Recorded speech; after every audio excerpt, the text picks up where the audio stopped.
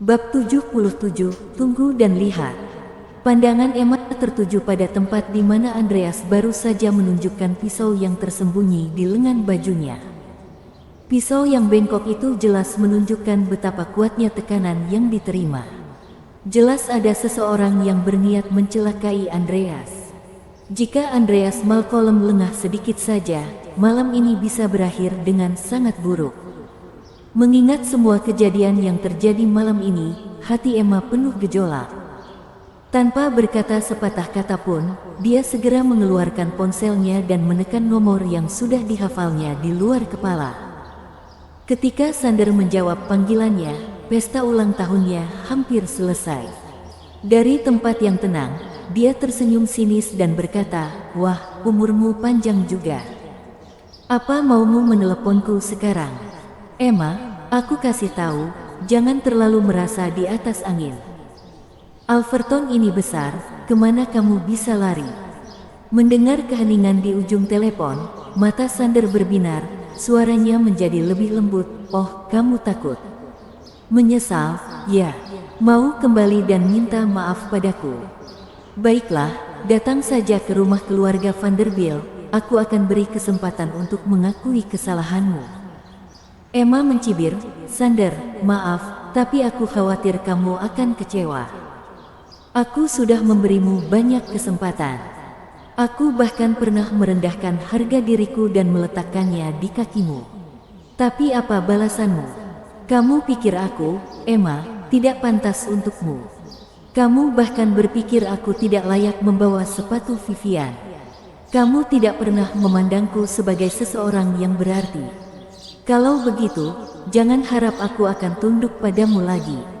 Meskipun sekarang aku tidak setara dengan Vivian, dia bukan siapa-siapa.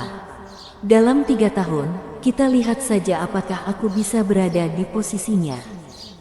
Dan satu hal lagi, aku bukan wanita seperti Karina yang datang dan pergi sesukamu.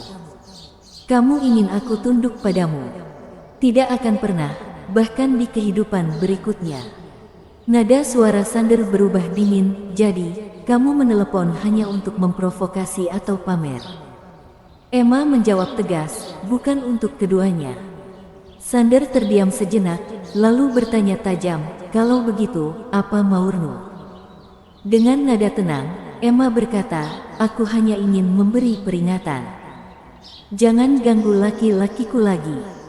Sander tertawa kecil, lalu bertanya, "Maksudmu Andreas?" Tanpa ragu, Emma menjawab, "Ya, Andreas." Sander mencibir, "Karina benar, kamu memang menyebalkan. Kenapa kamu begitu cepat membahas dia?" Emma tidak marah, malah menjawab santai, "Kenapa? Kamu cemburu?" Sander tertawa sinis, "Cemburu? Dia cuma sopir ojek online. Kenapa aku harus ini atau cemburu padanya?"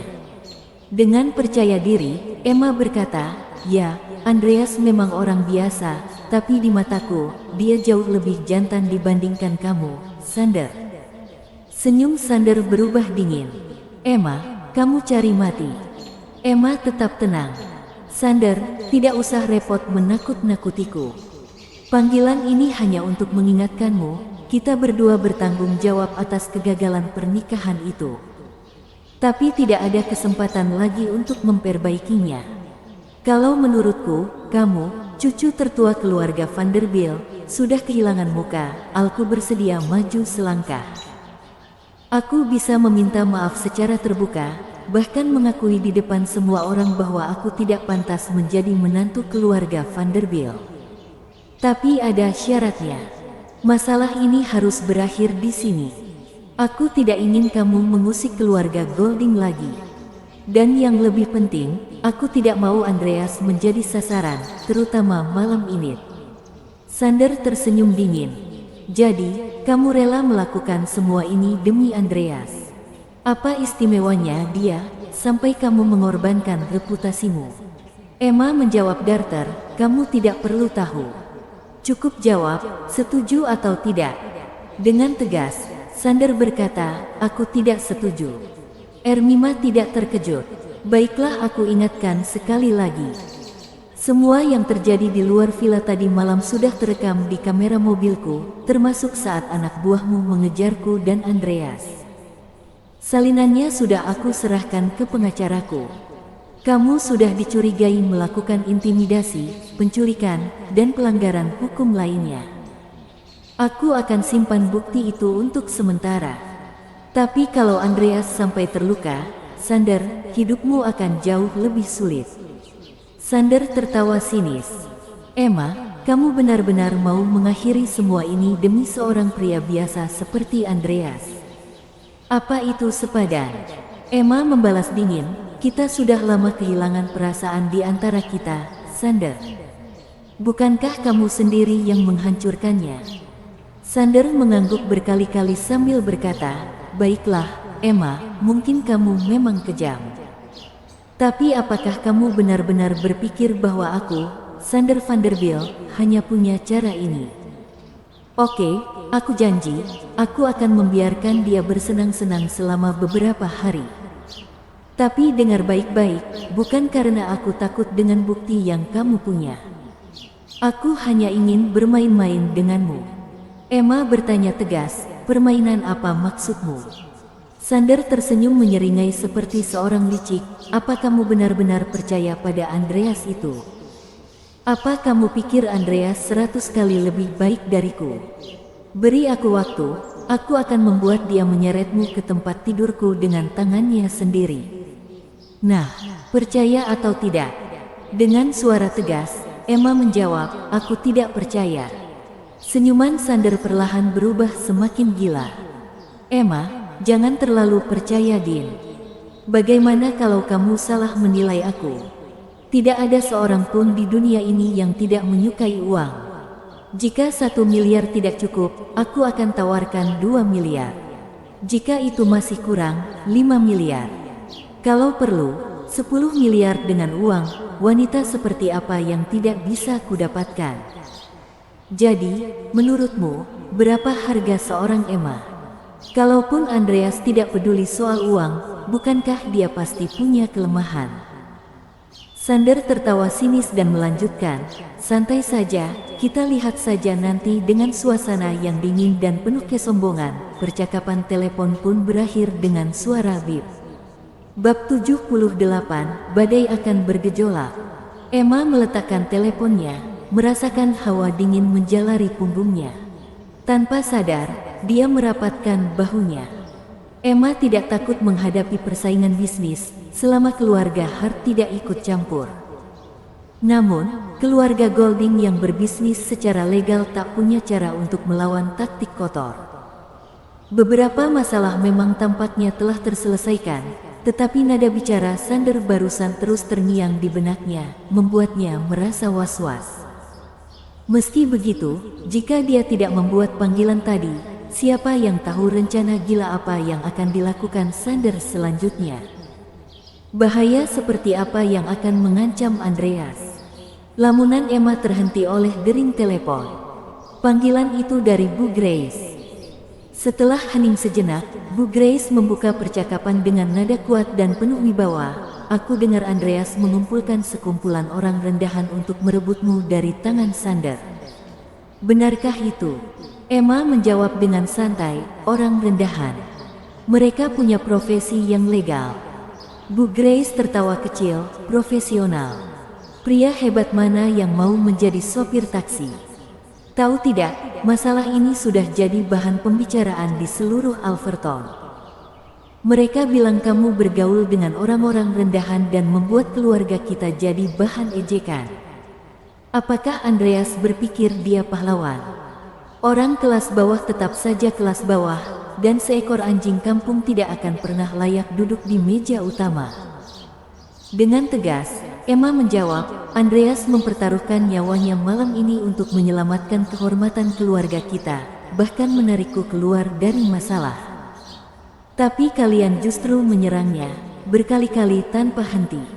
Bukankah itu tidak tahu berterima kasih? Bu Grace mencibir, bukankah kamu dulu juga memanggilnya seperti itu? Emma mendengus, Andreas adalah pria yang kupilih. Bagaimana aku menganggapnya adalah urusanku, bukan urusan orang lain. Kata-kata Emma membuat Bu Grace terdiam sejenak sebelum melanjutkan dengan suara ketus, "Baiklah, Andreas adalah pilihanmu. Tapi kamu benar-benar mengecewakanku. Seorang wanita baik-baik dari keluarga Golding justru memilih hidup bersama seorang sopir. Apakah itu akhir yang kamu inginkan?" Emma menatap dingin. "Apa ibu menelepon hanya untuk memarahiku?" Bu Grace menarik napas panjang, menurunkan nada suaranya. "Nenek ingin kau pulang besok. Bawa Andreas bersamamu." Emma mengangguk kecil. "Baiklah. Apa ada hal lain?" Nada Bu Grace melembut. "Emma, kamu tahu apa yang akan terjadi besok? Jika tidak ditangani dengan baik, kita bisa diusir dari keluarga ini. Ibu tahu kamu bukanlah anak kecil yang mau mengaku kalah. Setelah bertahun-tahun berjuang, apakah ini akhir yang kamu inginkan?" Meskipun situasinya masih belum pasti dan Sander belum sepenuhnya mengambil tindakan, "Pikirkan baik-baik. Sekalipun kamu tidak menyukai Sander atau tidak ingin menjadi menantu keluarga Vanderbilt, kamu masih memiliki banyak pilihan lain. Tetapi jika kamu benar-benar memilih untuk bersama Andreas, bagaimana masa depanmu nanti? Taruhan dalam 3 bulan. Apakah ada pria lain yang akan mau menerimamu setelah itu? Kamu merasa sudah cukup mandiri sekarang, dilindungi oleh Andreas si orang biasa. Kamu mungkin tidak peduli lagi dengan apa yang ibu katakan. Keputusanmu ada di tanganmu sendiri." Ancaman yang datang dengan nada halus tapi tajam ini terasa seperti badai yang siap menghantam, membuat Emma kembali terjebak dalam pusaran dilema. Di sisi lain, Sander baru saja menutup telepon ketika Karina mendekatinya. "Kak Sander, siapa yang barusan menelepon?" tanyanya lembut. Sander menoleh, matanya bertemu dengan pipi merah cerah Karina, dan hawa panas seketika menyusup ke dadanya. Bagi kebanyakan orang, Karina mungkin sudah dianggap cantik. Namun, dibandingkan dengan wanita seperti Emma atau Vivian, pesona Karina terasa kurang. Dia tidak memiliki keanggunan alami yang memikat, dan apapun caranya, Karina hanya terlihat seperti sesuatu yang biasa. Sebelum Sander sempat menjawab, Elizabeth mendekat. "Sander, dengan begitu banyak orang yang menyaksikan, keluarga Hart tidak boleh mengecewakanmu. Aku minta maaf atas kesalahan kami hari ini. Kuharap kamu bisa memakluminya," katanya dengan sikap sopan. Sander menanggapinya dengan rendah hati, "Ini hanya masalah kecil. Kalau kalian tidak mampu menangani hal seperti ini, mana mungkin keluarga kalian bisa berdiri kuat seperti ini." Elizabeth tersenyum kecil. "Kita semua keluarga. Jika butuh bantuan, jangan sungkan untuk bilang." Sander mengangguk. "Terima kasih, Bu Elizabeth." Elizabeth berpura-pura tersinggung. "Kamu memanggilku apa?" Sander tersenyum tipis dan segera mengoreksi, "Bibi." Setelah berpamitan kepada semua orang, mereka pun kembali ke mobil. Sander duduk di barisan belakang, melepaskan dasinya, lalu menuang segelas anggur merah untuk dirinya sendiri. Sang sopir melirik ke kaca spion dan bertanya ragu-ragu, "Tuan Sander, kemana kita? Haruskah saya mengantar Nona Karina pulang lebih dulu?" "Tidak perlu. Langsung pulang saja," jawab Sander dingin. Meskipun Karina tidak keberatan, dia tetap berkata dengan hati-hati, "Kak Sander, aku belum memberitahu keluargaku tentang hubungan kita. Bagaimana kalau kita?" Sander memotong dengan nada tajam, "Berlututlah." Karina terpaku, mengira dia salah dengar. "Kak Sander, apa maksudmu?" Tatapan dingin Sander menembusnya. "Ku bilang, berlututlah untukku." Wajah Karina memerah. "Kak Sander, kamu..." Sander mencibir.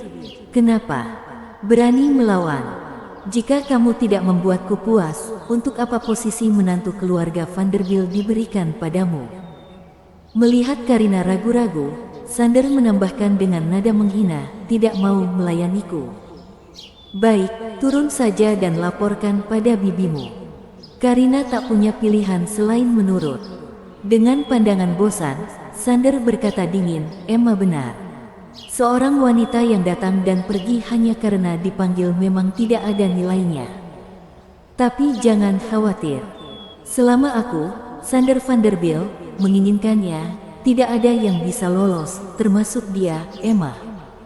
Sementara Karina menundukkan kepala, sekilas kebencian dan amarah terpancar dari matanya.